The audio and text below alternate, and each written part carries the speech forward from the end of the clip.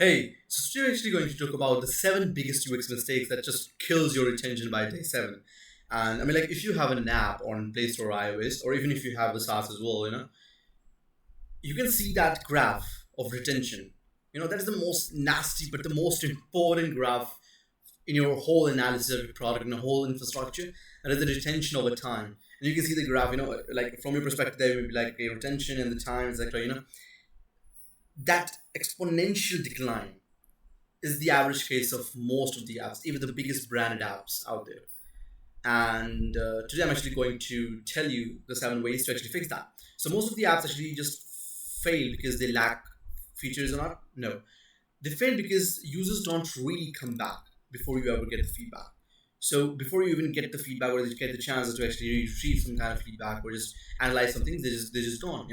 Like the dashboard with a 40% bounce rate because you don't really know what exactly is happening unless and until you just instinctively just analyze every single heat map, every single data. But the point is that you're likely burning all of your CAC, all of the client acquisition costs, all of the LTVs just completely messed up because you don't really measure your app's analysis overall metrics. Plus, you don't really know what you're doing wrong, honestly, because of that. And you cannot really fix that. So generally, the silent job of Graph. So you have two examples over here.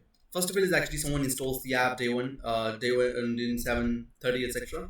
And then we have the user count, and you can see the two main examples over here. First of all is the typical app. Now this is even nastier than that. This is a ChatGPT generated graph, but the average case is something like this, and just with some improvements of that, some improvements that just takes a couple of days, you can just completely change the dynamic by adding those seven fixes that I'm talking about by fixing the seven biggest leaks. And the first biggest leak is actually the cluttered first impression. So the first impression of any app or SaaS tool should never be cluttered. It should be absolutely clear what the users want to do. And you have to understand that the user's IQ is not 150, not 160,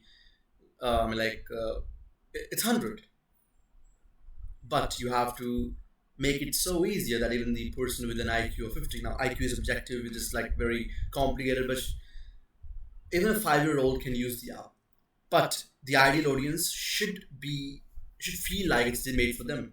But the use of usage, like the ease of usage, that should be absolutely to the mark, like absolutely easy for someone to use. Even the beginners can get into the app, and that is the app you want to create and to actually, fix the biggest first leak, which is the cluttered first impression. So instead of just like you thinking that we show all the features, users don't really give a damn about the app. I want to break this biggest myth because I've talked to like countless founders who really think that they are geniuses and whatever they build is like from their hypothesis. App users might want this, etc. Users don't really give a damn about your features. They don't give a damn. They don't care. Honestly, they don't care, and I'm explicitly saying that they don't care. No user cares about your app.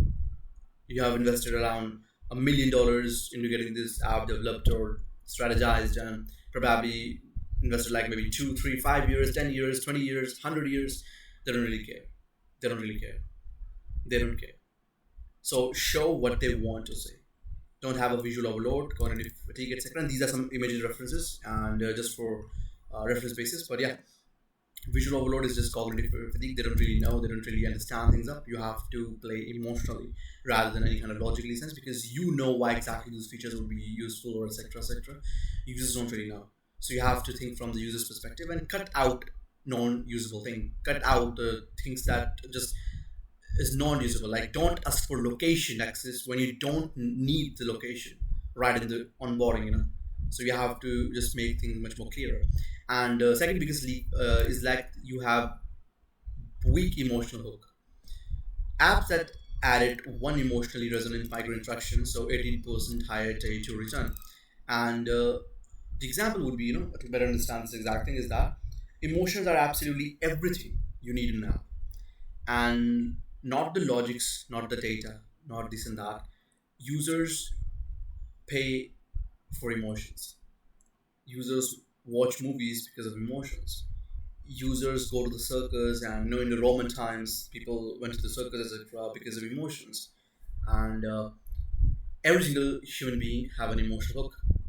Businesses come and businesses grow because they actually solve a problem, fix that, and the entire journey is the journey of the entire process, and that is essentially an emotion that you're fixing. A problem's fixing is directly linked to emotional impulse. So you hook the users by emotions. You have to remind them of the pain. You have to remind them why exactly to use the app instead of showing the features. Show the emotions, build the storyline, surprise, delight, small wins. Like even if they add the name, surprise them or just like encourage them. You have to create that kind of environment. If you're a Duolingo, you have to create a positive environment. If you're a very serious business app, you have to create a serious environment. You have to understand the emotional dynamics, and you have to play around with that. And there's the third biggest leak that you'll probably have in your app or SaaS is actually the sign up sludge. So most of the apps just have a very weird sign up system.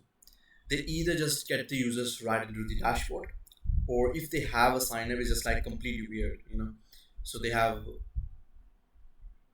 may have 3 to 4 screens explaining about the features, and when the time of sign up stuff comes, they just have multiple options like do this, add number, etc., etc., etc. And I as a user would not really want to give my phone number if I just don't really know why should I give the number. If I'm emotionally impulsed, like, okay, man, this fitness app, I downloaded this fitness app. Okay, so let's say it's like a fitness app. I downloaded a fitness app, and I've been very judgmental. I want to know what exactly the app is, and the first screen comes like, do you remember the first day of your gym, or that kind of questions. Now the complete direction is on me. I've forgotten to I forgot to judge the app or anything like that, and then you build like, okay, that is the emotional impulse, and okay, a app actually helps you with that kind of anxiety. That is the story, and I would absolutely give my phone number. So you have to ask the questions after giving the value, this kind of stuff, and you have to create the sign up structures very much well, and just like build the trust, man, before you ask most of the questions, and have a progressive like login after value delivery, etc. And the fourth biggest leak would be actually fake progress, real drop off. So users think onboarding is done, but it's not. They bounce. You have to let the user understand what exactly is going on, and you have to understand that, okay, if I'm building this screen or if I'm showing the screen, what do users think about it? Do users think that, okay, onboarding is done and I want to see the dashboard, and you ask the users to do something else, they will feel betrayed, honestly. So example would be like fitness app showed all set, but the users still have to enter five more things. And I mean, like, so this is as actually a positive reinforcement as well, and you have to very well understand that there is a difference between fake progress and positive reinforcement. During the journey, you can be like, so what is this? Is what Duolingo does, During the questions or during this and that, you may be like, okay, yeah, I'm noting, etc. You can be like, okay, wow, man, you have done this fantastic question answers. Wow, man, you're a very good person. This and that kind of stuff. Wow, man, it's already setting up. I'm building the profile and some two or more, three more questions. So that may be actually positive reinforcement. You have to understand the line between that, line between the positive reinforcement and fake progress. Help the users understand what exactly is going on. Don't really try to oversmart them. Even if they are average people, just don't really smart try. So show what exactly is going on, and if you want to add the positive reinforcement, make it very surprising, make it very like like you know make it very hooky. So users should not really feel like, okay, man, it's done, and they get the barrage of screens. You should feel like, okay, okay, okay, this is a motivation for me to continue. That level of positive reinforcement is better than showing the fake progress, and over personalization too early. So users for user preferences, asking for user preferences before any value is shown is friction. So asking questions, asking this and that, asking like trying to personalize the app, or asking the users about their goal, etc., before even showing why to use the app, just like big friction. I would not really want to explain. I would not really want to explain who I am before I even know why should I use the app. It's like simple math, but most of the app developers, most of the founders, most of the funded apps as well, they just completely forget this exact stuff. They just forget it. They just forget it. And the example would be meditation app asking mood and sleep cycles before even showing anything. So there's this sleep cycle app is one of the best apps, and they have the best onboarding app onboarding, because it's like how brilliant the design is. It's very soothing. It's very beautiful. They could always improve that by adding some emotions, but just make the question, etc stuff so subtle. They show the animations, they show process, they show a story going on, and they ask the question, they provide the value, they ask the question, that kind of stuff, and this is like phenomenal. So don't really over personalize before you even provide a value. If you have to ask a lot of questions, provide some value, provide some emotion stuff always in the first, or you can just have one screen, some visuals over here, some kind of emotion, like some working out visual, and on the bottom you could ask some questions, that links the things up, and that's actually a very good system, And biggest leak would be that empty state syndrome. So blank screen is actually zero for dopamine, even if those kind of dopamine social media stuff is like absolutely pathetic, but humans work on dopamine, and that's the very natural tendency. And for any kind of app or any kind of stuff, motivation is directly linked to dopamine, and you have to understand the psychology of human being. If your dashboard is empty on day zero, the users feels lost. They don't really know what exactly to go on. They don't really feel responsible to use the app or SaaS. So better during the onboarding, get the users to add something on the dashboard. Get the users to try some stuff, and by that manner, you increase your activation rate. You also help the user understand the app, and you just got the users to live in the home, live in the home. So that is the best ways to improve activation rate and retention, by fixing the empty state syndrome and actually having them get onto the dashboard, which is half made. So getting into the dashboard of probably their fitness stuff, or just getting into CRM dashboard after they have put two or three customers into the CRM, or any kind of stuff, example, like any kind of, for example, an AI generated image kind of app, or any kind of that task, and you help the user actually generate some images, and then you show the images in their gallery. That is a very good system. And the seventh biggest UX leak and how to fix that is actually UX cannibalism. So too many CTAs is actually just so CTA's entire reason. CTA is actually call to action, and the entire reason of having this is to actually have the users do something.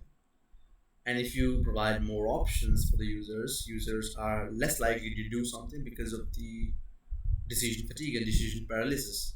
They just cannot really make any decisions. Any screens should have one or two, three certain CTAs, one CTA maximum, two or three question or answer kind of systems. Like if they have like how many hours do you sleep, we can have maximum four options by that. If there is a CTA, there should be just like continue or maximum some other stuff now. During the entire onboarding, you can have continue at the bottom and skip on the top for users to do what they want to do, but not more than that. Even in the sign up stuff, you should just have a couple CKs, not more. It's just like always bad. You have to understand the stuff, and it's like a lot of noise. When many CTAs or actions actually compete, the users freezes, and this is something that we have literally analyzed, seen in a lot of different cases. And this one, cannibalism and the state syndrome, and this side of stuff. So this is like one of the biggest problems in your retention that you may see, and fixing that would just absolutely improve the app. Absolutely improve the app, and just like highlight one next section, make it obvious. Or if 100 users are getting into the app and 95% of the users are destined to click on continue, and the 5 users will shut down the app, probably put a skip button on the top for the 5 users, but always make the 95 users stuff, that is the continue button, big man, very big, and that is what you have to do. And some kind of aptitude, an example would be that before 5 CTA, tiny test, empty dashboard, after we have a bold CTA, progress bar, and the demo data actually is preloaded on the dashboard, and the activation rate just jumps like skyrockets. This is like the minimum, activation rate I have seen. Activation rate is the right right on the first session, the features they use, how many users actually use the features or something like that, any kind of usage they do. So This is the bare minimum. I've seen activation rate multiplying like three times, four times, five times in a very small duration as well. And yeah, it's just like very easy steps you can do. And we've seen a lot of different examples, many examples of apps and SaaS actually improving their entire user experience and metrics by fixing their app, fixing their user experience. And if you want a free UX audit, just reach out and I'll get it done. You can contact me on my LinkedIn or just mail or anything like that. And yeah, man, have a great time. And I really think that your product can be better too. Just keep on improving. Bye.